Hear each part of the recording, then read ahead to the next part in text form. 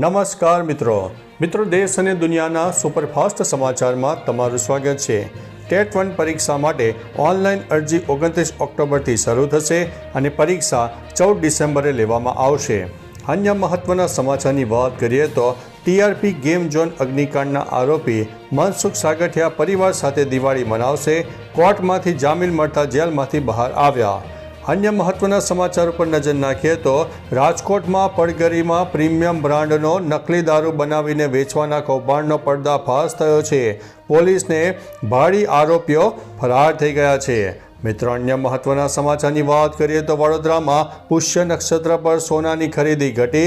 વડોદરામાં ગત વર્ષની તુલનામાં 50% ઘટાડો નોંધાતા વેપારીઓ પણ ચિંતિત છે। અન્ય મહત્વના સમાચારની વાત કરીએ તો મહેસાણામાં વિજાપુર હિંમતનગર હાઈવે પરનો દેરોલ બ્રિજ 2.5 મહિનાના અંતે નાના વાહનો માટે શરૂ કરવામાં આવ્યો છે। હજારો વાહન ચાલકોને મોટી રાહત મળી રહી છે। અન્ય મહત્વના સમાચારની વાત કરીએ તો વડોદરામાં MS યુનિવર્સિટી વધુ એકવાર વિવાદમાં।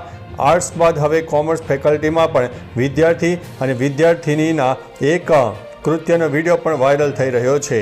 અન્ય મહત્વના સમાચારની વાત કરીએ તો પાલ આંબલિયાની સરકારને વિનંતી, ટેકાના ભાવે મગફળી ખરીદી બંધ કરી દરેક ખેડૂતોના ખાતામાં ભાવફેરના રૂપિયા 1.35 લાખ જમા કરો।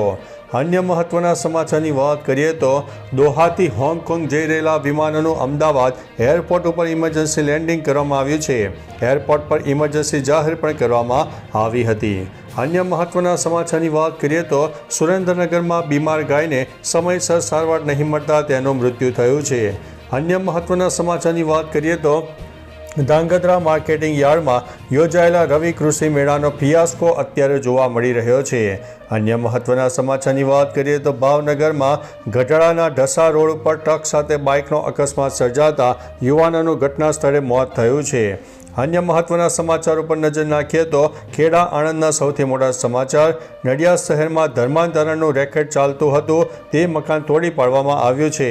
અન્ય મહત્વના સમાચારની વાત કરીએ તો કરમસદ આણંદ મહાનગરપાલિકામાં વિટકોસને તમામ બસના સર્વિસ રૂટ બંધ કરવા સૂચના આપી દેવામાં આવી છે। તો ચાલો મિત્રો, ફરીથી દેશ અને દુનિયાના સુપરફાસ્ટ સમાચાર લઈને મળતા રહીશું। ત્યાં સુધી અમને રજા આપશો। નમસ્તે।